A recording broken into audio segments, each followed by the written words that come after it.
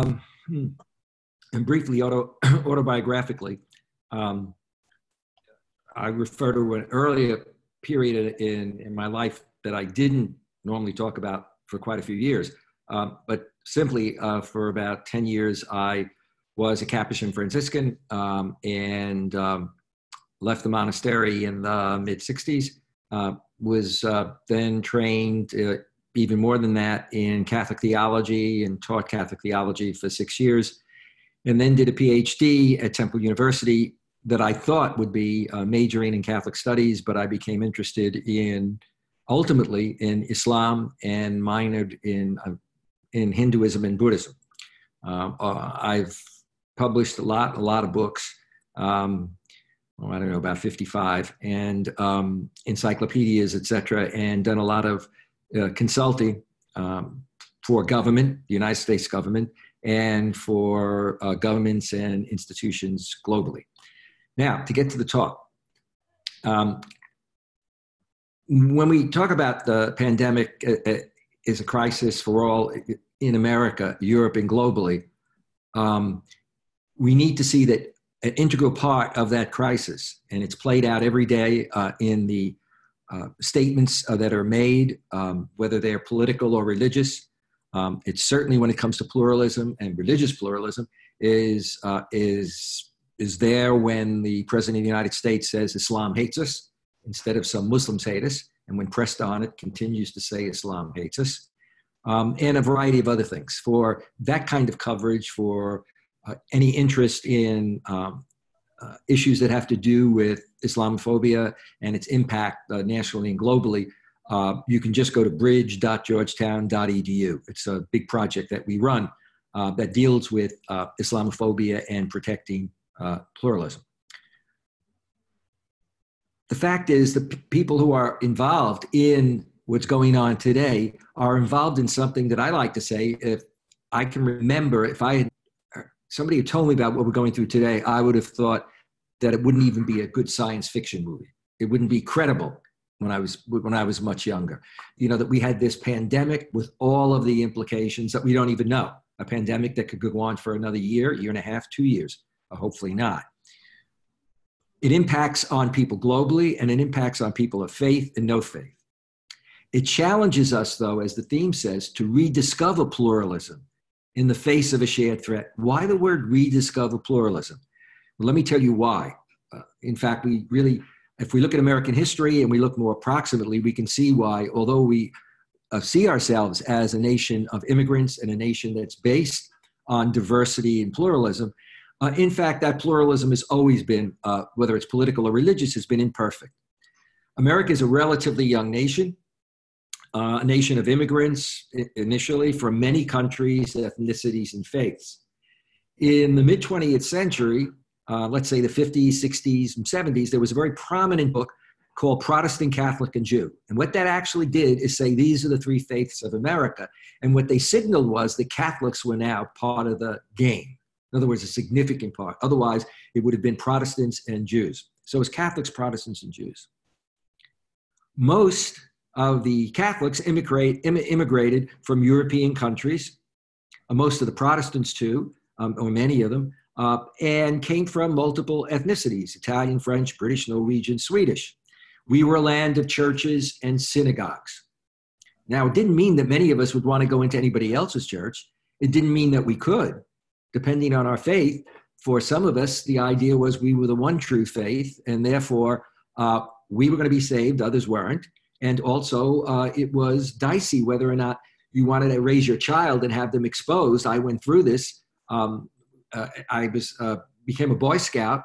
The Scoutmaster was Italian and Catholic, so it would have been a perfect match. And I had to wonder why it was an issue whether or not I would join. And the reason it was an issue was that the scouting troop met in the basement of a Lutheran church. And for Catholics, that would be an issue. We couldn't go without permission to go to a wedding, let alone being concerned about meeting in the basement. And you know, it's funny, it's taken me a lot of years. I won't even go into how old I am. I'm older than probably anybody that's listening to this by at least 30 or 40 years, or certainly 20 years.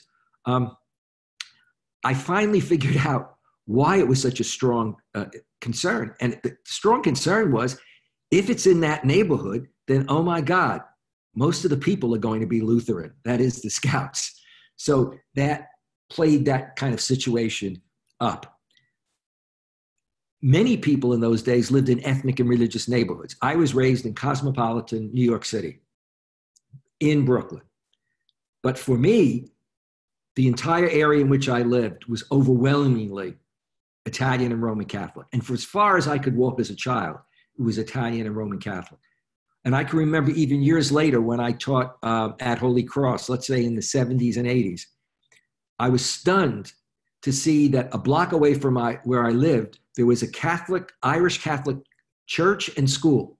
And across the street was a French Catholic church and school. So the kind of diversities that we had in our society underscored the sense, the extent to which we were cosmopolitan, and the extent to which we really had quite the diversity that we thought we had. The 1970s and 80s, when I first went to graduate school, was the late 60s and early 70s, we suddenly had new kids on the block.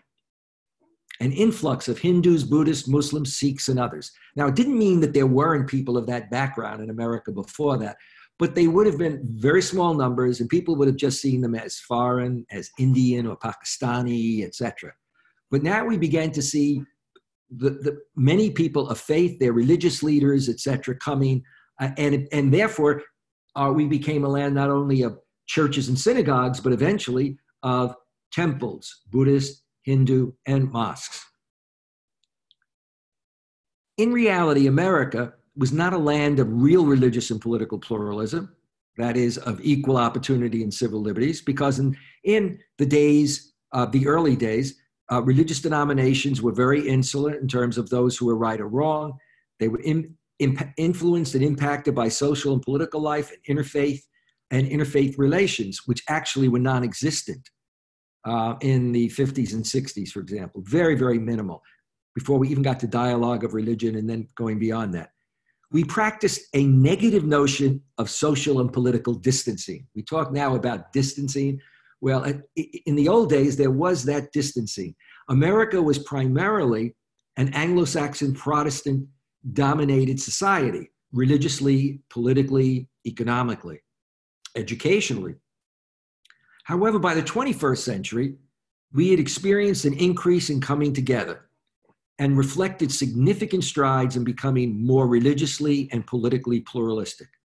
Martin Luther King and the Civil Rights Movement, Vietnam War and opposition and diversity there, diverse races, faiths, ethnicities, and social classes coming together, more and more in common. The beginning of a robust interfaith relations, reforms of Vatican II and reforms in many faiths, in which you began to see not only the traditional versions of them, but a variety of other versions that would stand out.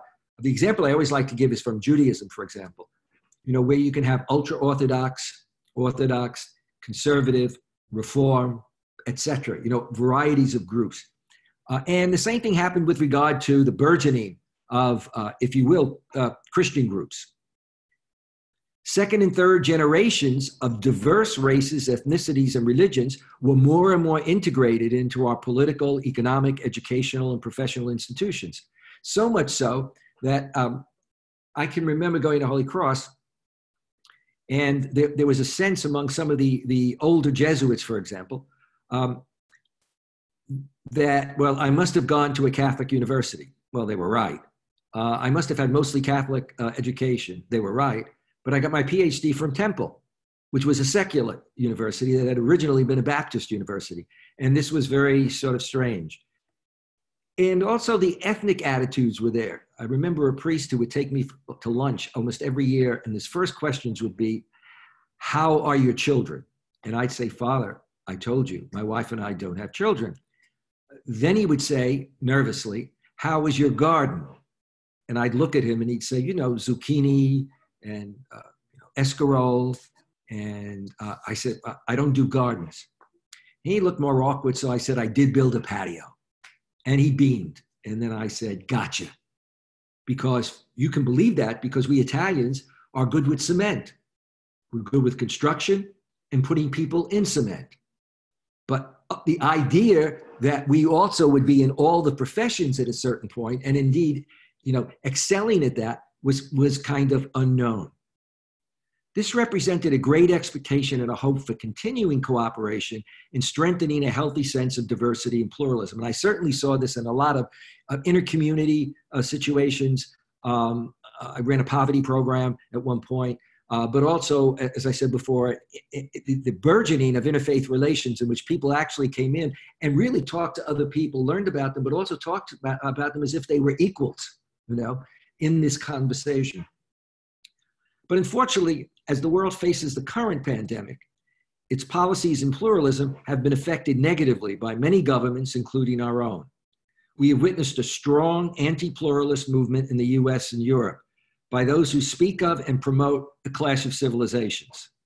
Sadly, in recent years, we have seen a significant increase of racial, religious, ethnic discrimination and violence, not only in the US and Europe, but also in recent years in India, China, Myanmar, Sri Lanka. Rediscovering pluralism in the face of a shared threat needs to be seen from a perspective that while far-right white nationalist groups, as well as racist, anti-Muslim, and anti-Semitic groups and problems have grown, so too has a counter-movement and involvement of diverse sectors of society, religious and civil society groups and organizations who've opposed that far right. I should note that the FBI, the head of the FBI, in the last year said that the major threat to the United States security were these far right supremacist groups. But we see that other side. We see it, for example, in the response to the Muslim ban. As many of you will recall, I was stunned the very night that the Muslim ban was put into operation. People descended on airports, and the people weren't just Muslims or people who knew a Muslim. You had people of diverse constituencies, people with Black Lives Matter, Me Too movement, people of different colors. You had lawyers who, whatever their background, were coming to the airport and offering their services free to people. And we've seen a continued cultivation where civil liberties groups and others kind of cross-pollinate each other when there are common issues to be addressed. Public responses to issues of racism, anti-Semitic, anti-immigrant policies, hate crimes, sexual violence against women, and climate control have brought together diverse sectors of society. Religious and civil liberties groups, and too many of them to even mention. The COVID-19 pandemic, then, has been global in scope, impact, and victims.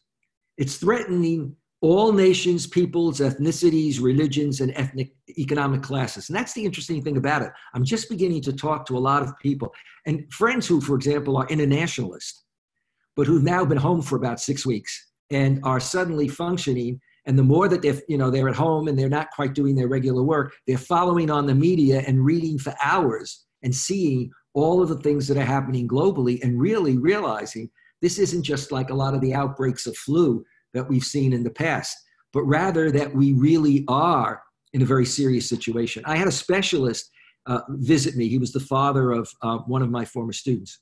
And he brought me some materials, gloves and other things that you can use.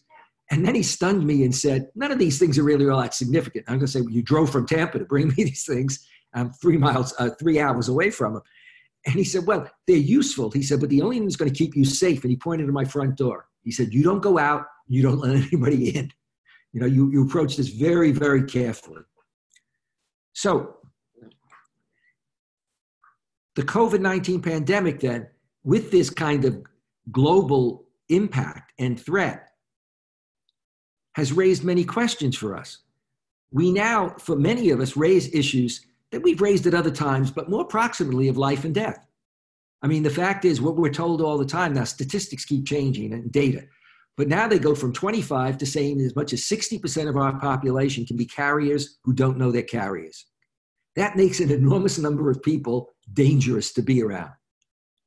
Friends, family, people, that in the stores, etc., who seem nice and out there and healthy. And in some places, people are not really sheltering themselves.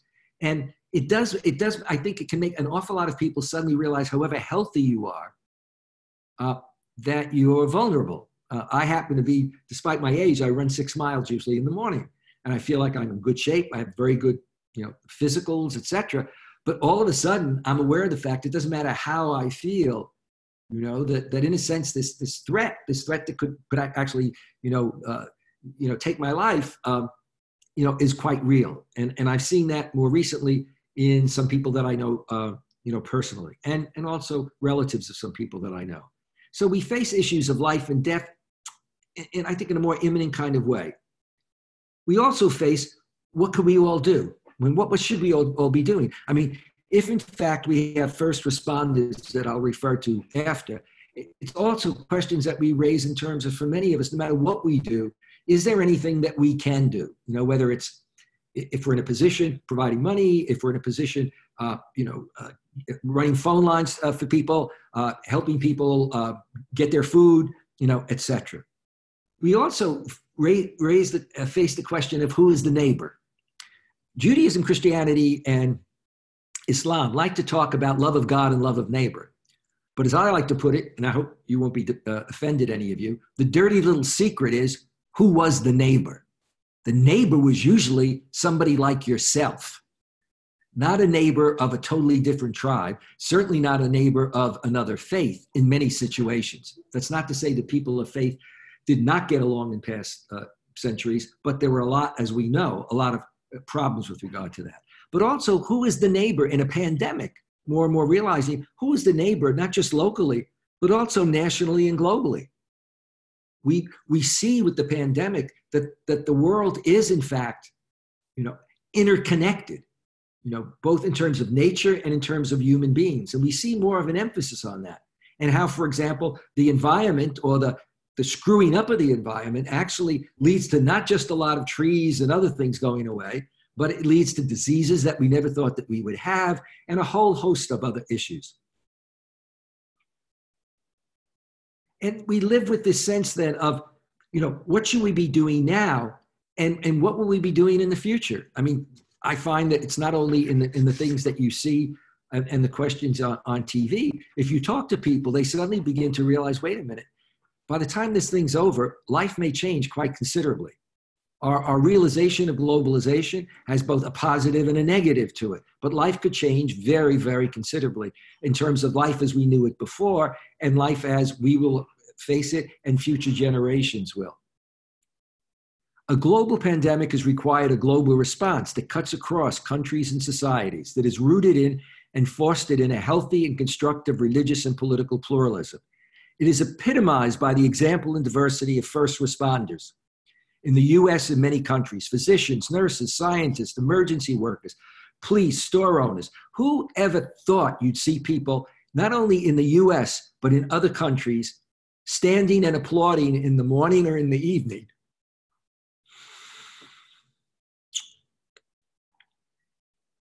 I'm an emotional Italian American. You would see them applauding these people, many of whom they wouldn't have thought of before, or they would have just expected, well, it's a nurse, a doctor, a fireman.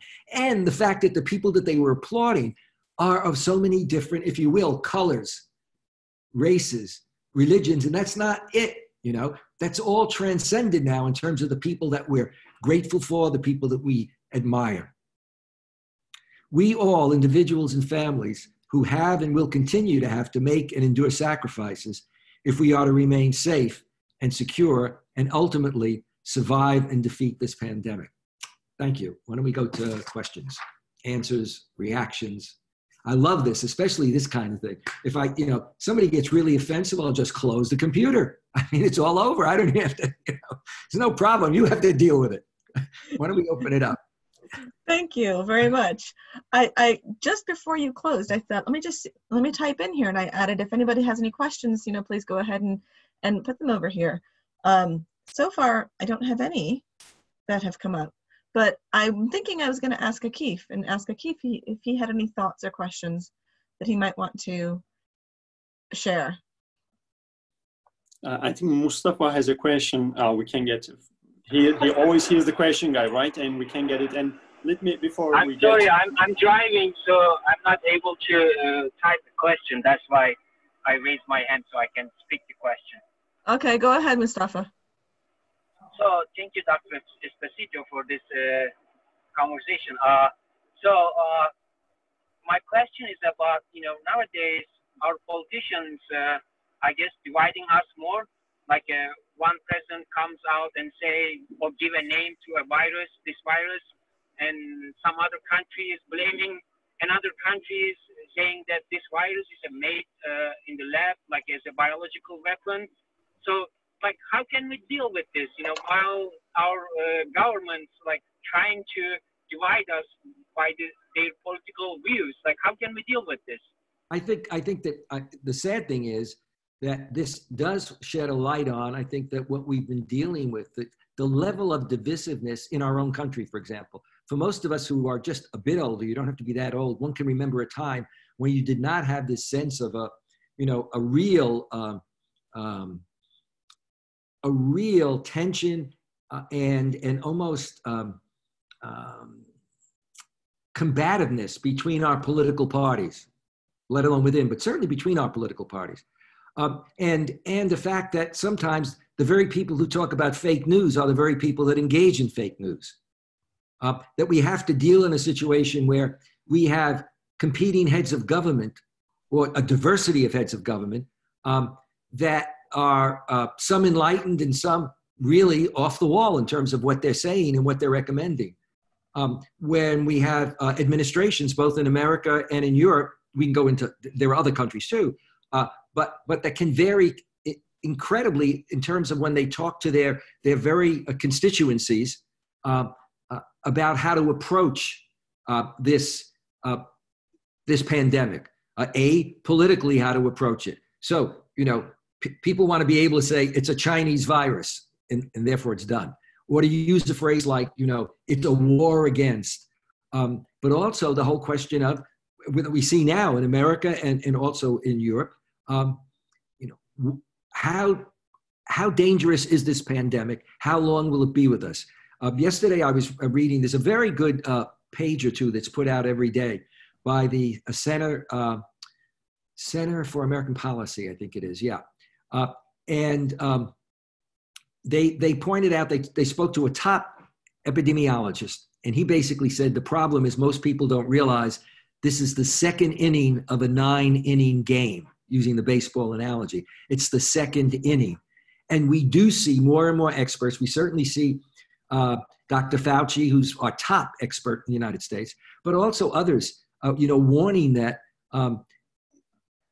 that the situation will vary from country to country, state to state, and that you can't just talk about freeing up the economy without freeing up people, or the safety or security of the economy without realizing it's predicated on the safety and security of people. So you've got then competing analysis and competing recommendations. We certainly face this at universities. I face that with Georgetown and others. When can we reopen again? Can we reopen in the fall? Well, in many ways, can you reopen fully in the fall? Anything? When we still don't know where we are in terms of this disease, where we are when so many now trusted experts say that this is not just going to go away, that in fact, it will come as flus do initially until we can actually eradicate it. It will come more than once a year, potentially.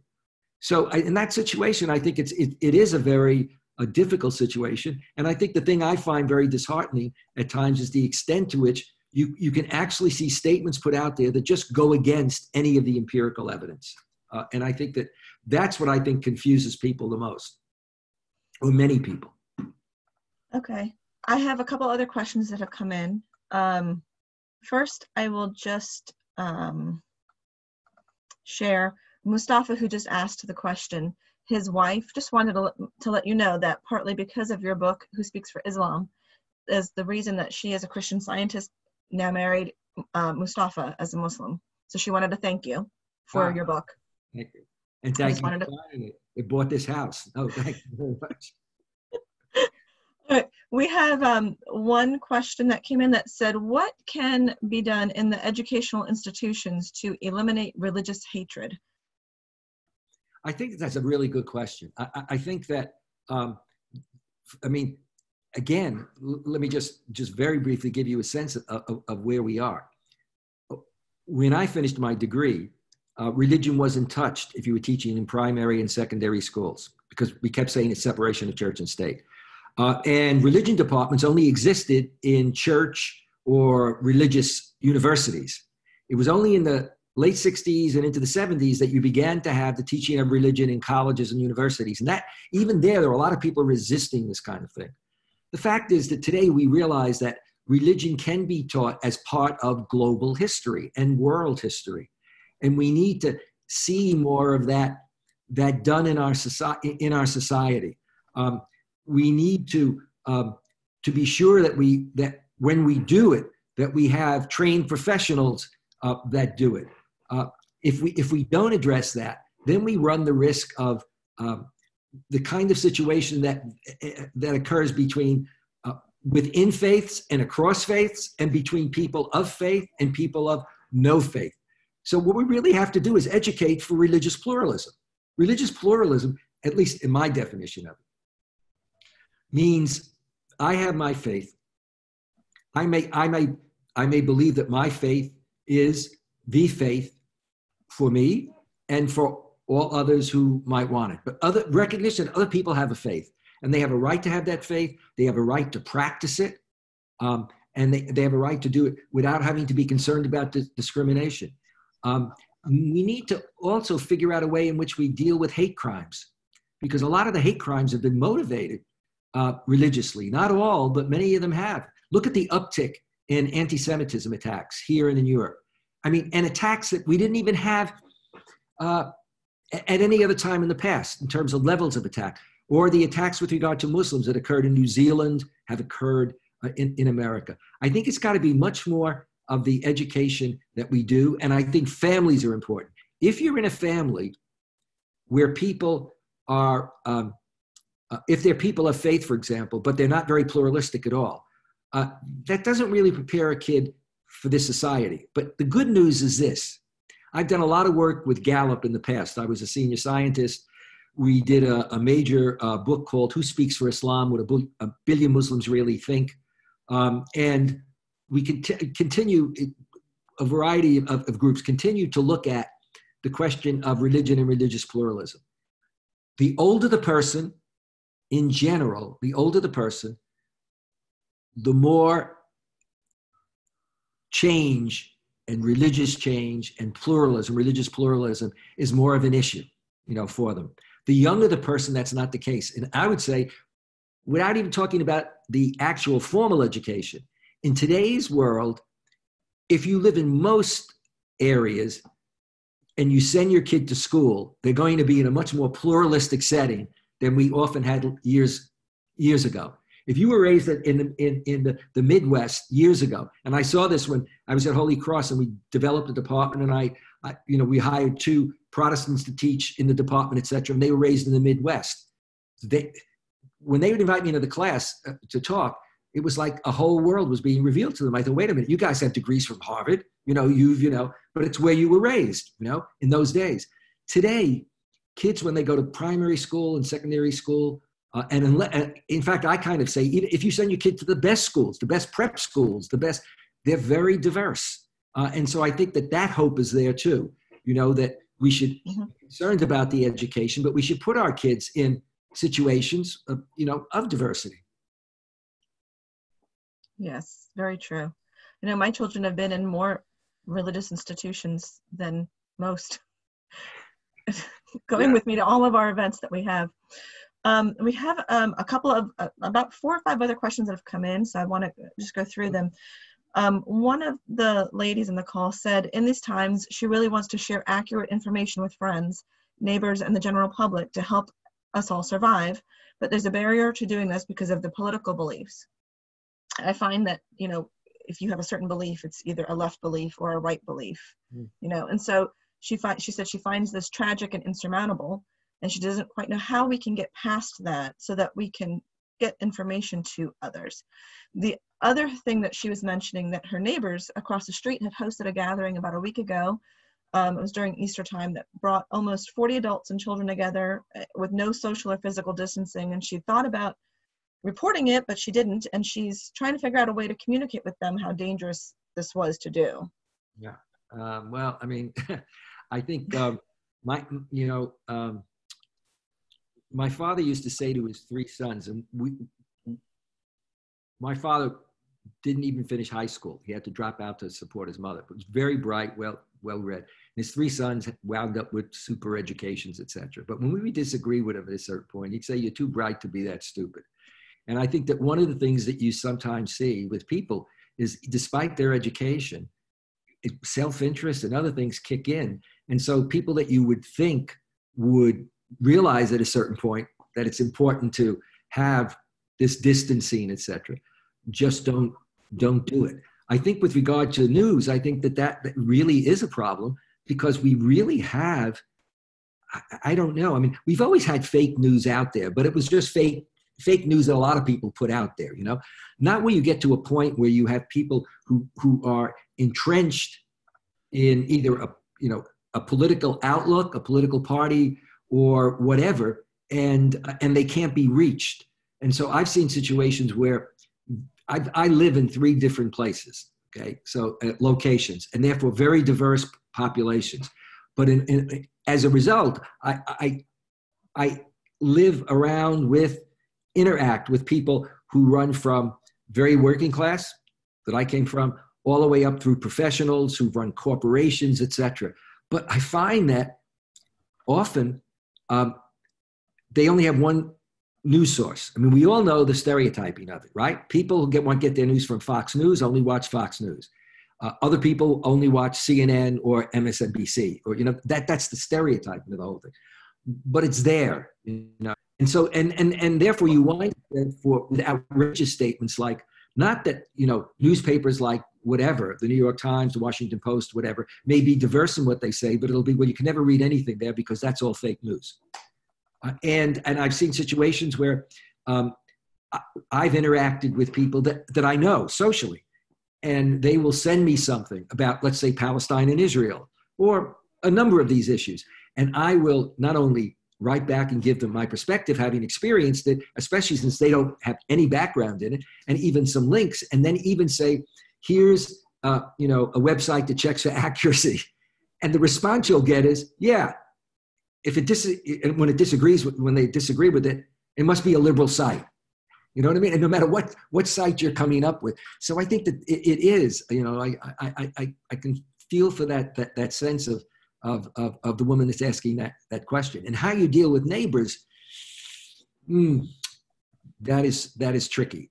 If you have a good relationship with them, then yeah. Or if they get in your space, then yeah. But otherwise, you want to think about that. I'm not discouraging it, but you want to think about how they might or might not, you know, respond. Right. So Rumi Forum asked, COVID-19 might deepen isolationist, discriminatory tendencies on one hand and solidarity networks on the other. You know, what factors will determine which impact will be stronger? Okay, I'm going to be blunt. I mean, I normally don't. I talk privately and whatnot, but let me be really blunt. If we don't change our government in terms of the presidency and a fair number of people in it, we've got a problem. You know, as far as I'm concerned, you know, sadly, too often you wind up with totally incorrect information being given, totally incorrect information actually that counters the very scientists that are on the panel with the president. That's a problem for the American person, you know, because if they really look up to the president or the presidency, but they do see these experts who are like world-class experts, that's an issue. You know, we have a division in our Congress, which makes it almost impossible on both sides, you know, for them to really work. The good thing about the pandemic is that it has forced them at times to do some of the things that they've done.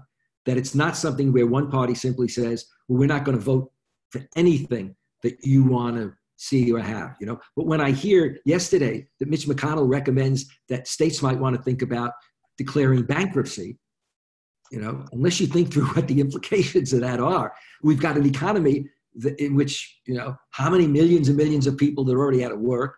We have a situation where we don't have the resources to even now deal with what we should have been testing and doing and having stuff in place in hospitals 2 months ago. So I think it's just very important that we become far more active in how we vote, in how we think, in how we, when we get on the internet now, you have lots of times when you get different requests for support or, you know, contributing to, for whatever party or whatever cause, but to really be much, much, much more serious about, this is a life and death situation in some ways. If we move too fast here, as in Europe, into getting people out into, you know, public space, we could have a disaster that's worse than what we've been, you know, experiencing. Yes. Yep. No, I agree. So I have a longer thought and question. It says, with the current outbreak of COVID-19 and everything it has caused, there is a lot of hate against China and Asian immigrants because of the virus's origins. How can we address this and stay united when there are phrases such as Chinese virus and obvious discrimination and unwarranted fear? In other words, how do we stay united in fear? We have always had fear, whether that be with 9/11 or Pearl Harbor or now a global pandemic. But I feel like there is always some sort of targeting at a group. Why do humans do this as a whole, and how do we stay united? And they said, sorry, we know this is a lot of heavy questions. Yeah, you're right. It really is. I say in the old days when I traveled a lot, particularly when I traveled in the Muslim world lecturing, people would always ask me a couple of questions, 3 questions, but one of them was to explain the Trinity. You know, and my comment, having been trained in Catholic theology, etc., was that that's a mystery of God. Okay, and so answering this kind of question is, you know, I do think that again, we've what used to be done when you, for example, if you lived in ethnic neighborhoods, etc., you'd have people who make comments about, you know, Italians, Irish, you know, Jews, etc. I remember when I went into the monastery, I was really surprised. Most of the people were Irish, and they had all of these comments about Italians, which I thought was, wow, this is interesting. I'll have to get my own set of comments, you know. Mm-hmm. But now we do it at a national level, and responsible leaders do it.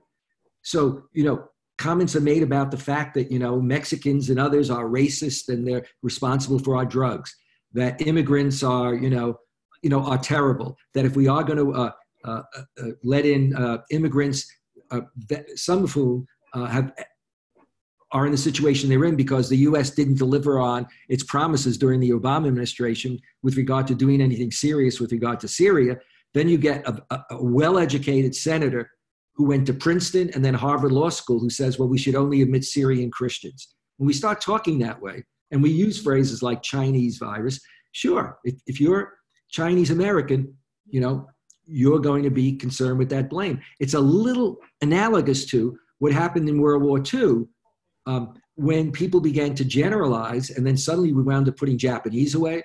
And when if you were German or Italian in background, because, you know, you were dealing with Nazis and you're also dealing with Mussolini, etc., where people who could be second generation were suddenly being singled out as this potentially, you know, dangerous ethnic. And I think that's where we are, and it's something that we have to really work against. And that's where I think the importance of education, educational institutions, the importance of the family, religion, and I would really put an emphasis on the family, because when you're a little kid, that's where you begin to, you know, to get that sense. When I grew up in that Italian neighborhood, there were things that would be said in the neighborhood about, for example, we had 1 or 2 Jewish families, and even a song that would be sung, you know, that your kid, you thought it was cute. You go back and you realize it was anti-Semitic. I mean, you know, it wasn't talking about killing anybody, but it was really discriminating.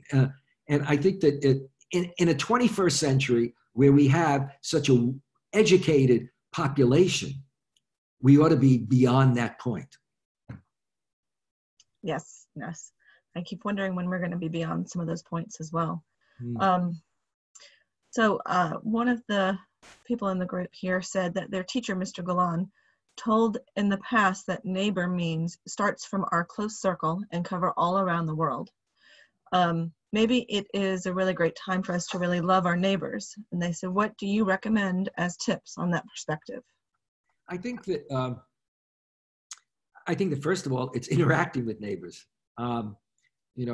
Making a concerted effort as an individual or as somebody that has kids or as a professional to really, well, first of all, to learn a bit more about the kinds of neighbors that you're likely to have wherever you live, religiously, politically, ethnically, just in general, but then actually to interact. And it's very interesting. There was one study that was done about American Muslims. And it's a relatively recent study in which American Muslims began to talk about, when you actually looked at it, they talk about the number of non-Muslims who were their friends and the kind of profile, that they could be people of color, people of other faiths, etc. Okay. And I know I always used to say to Muslim audiences 40 years ago when I would be speaking to them and through the years, you'll know that you're part of the American mosaic and really in American pluralism when you suddenly catch yourself in a given day and say, oh my, I never thought about it, but I have an awful lot of friends and they're my friends and they're of different faiths. I'm not conscious about their faith, okay? The same question was asked of white Americans with a dismal response, where you had a significant number of white Americans that basically said that they, knew one or two black people that they associated with. In other words, that there was this real, it wasn't like, if you will, it wasn't like physical segregation, but it was a kind of mental and cultural, kind of segregation. So I think that it's really that interaction and being in contexts that are diverse. And in most of our areas, with the exception of a few states in the United States, but certainly in the more populous areas, there is a lot of diversity. And if we don't do that, then you wind up with the dumb statement that was made. A number of years ago, we ran a summer institute for newspaper people. And this one person literally said, well, I live in New York and I'm from Brooklyn, I'm a reporter, and I have a lot of trouble finding a Muslim to interview. And like those of us that taught it, we didn't know whether we'd laugh, fall over, or say, my God, I can't believe they let you into reporting, and not realizing that if he didn't know, then it meant that he was functioning in a very isolated kind of situation. A lot of this reminds me of my father when he came to this country from Cuba and he was in the Bronx and Brooklyn and all the stories he used to tell. We have time for about 2 more questions, and it's a little difficult to figure out which ones are good. I'm gonna do this one. It says, do you think this pandemic and huge size disasters will push governments and civil organizations to be more social? No.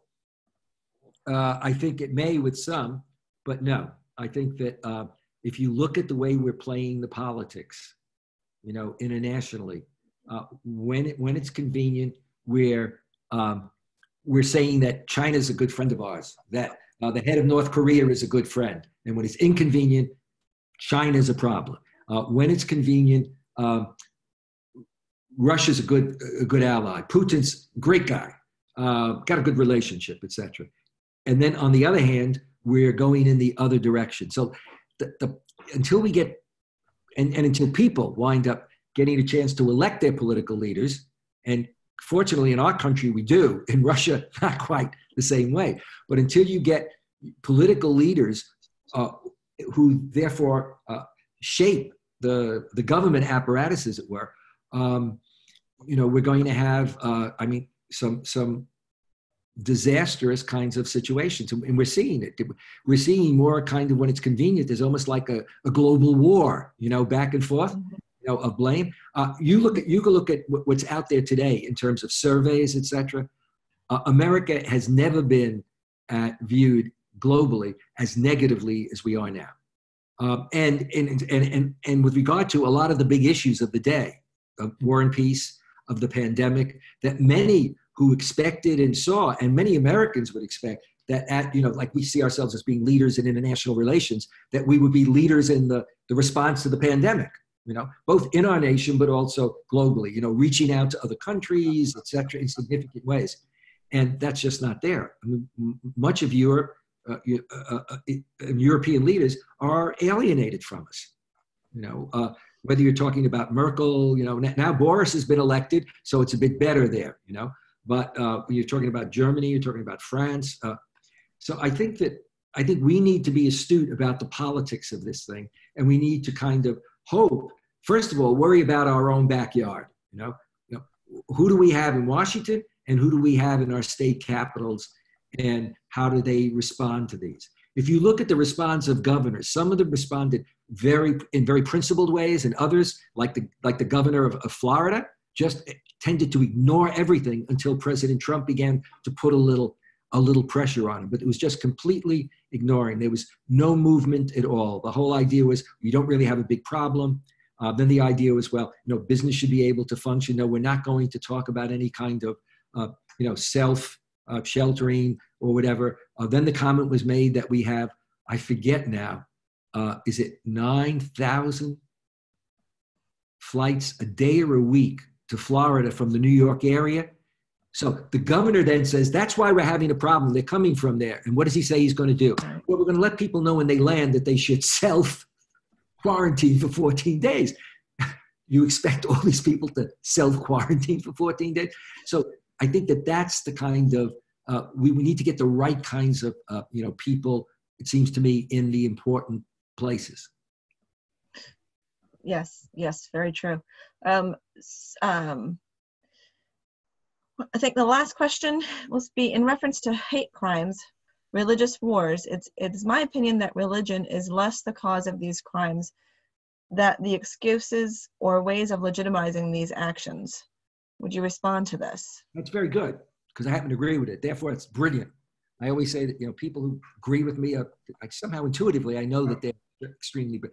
The fact is, when you really look at, it's not that there aren't times when you have religious leaders that are in a position to actually lead a war. But if you actually look at it, most of the time, the differences are political and socioeconomic. They're people's agendas.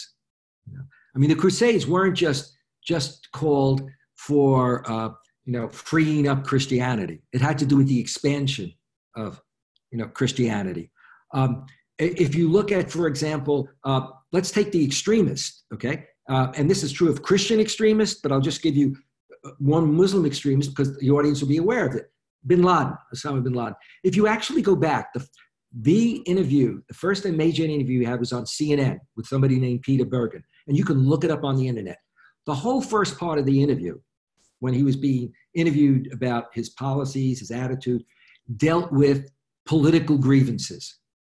And these political grievances were grievances that he cited that many in the Arab and Muslim world would agree with. Issues that had to do with Palestine and Israel, issues that had to do with European colonialism and its impact, et cetera. And then religion was used when it came to legitimating and justifying what he was going to do, and mobilizing and recruiting. And we see that very often. So there's a strong political dimension to what's going on. If you look at China and its persecution of Uyghurs and putting at least 1 million in what they call re-education, in which human rights groups talk about basically, concentration camps. If you look at what's happened in Myanmar with regard to the Rohingya, this is really not a conflict of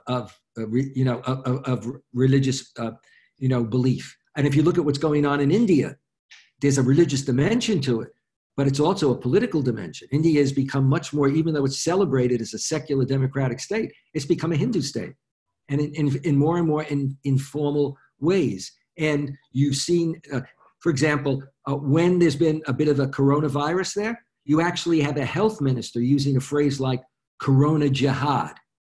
And then another minister of government also, in other words, blaming Muslims as if Muslims brought the coronavirus, and Muslims are propagating the coronavirus in this vast country in which the 200 million Muslims are part of what, 1.5 billion people who are predominantly Hindu.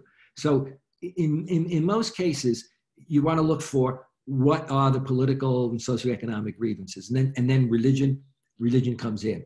And remember, even in our own time, well, not your time, you're too young, but and most of you are, but certainly a phrase that was used in World War II, although I was a young kid when that occurred. But when I saw my movies, you'd have chaplains saying, we're going to win because we're on God's side. They didn't realize that on the other side of in Europe, you had, ministers and priests, some of them, saying, we're going to win because we're on God's side. But it was about a political, basically, confrontation. So thanks for having me. I have to run now for my pasta dinner, which I put off for an hour. And I'm delighted that people have taken the time to come and visit. Thank you very much. We appreciate it. And we are very thankful that you took the time out and were able to speak to us. And it's nice to have a deep intellectual conversation and get some different perspective and get some clarification and some wisdom as well. Thank you. I appreciate that. So thank you all for joining us. We appreciate it. And we hope you all have a great evening. Take care. All right. You too. Take care. Thank Stay you very safe. much. Have a great evening. Thank you, John. Bye. Thank you.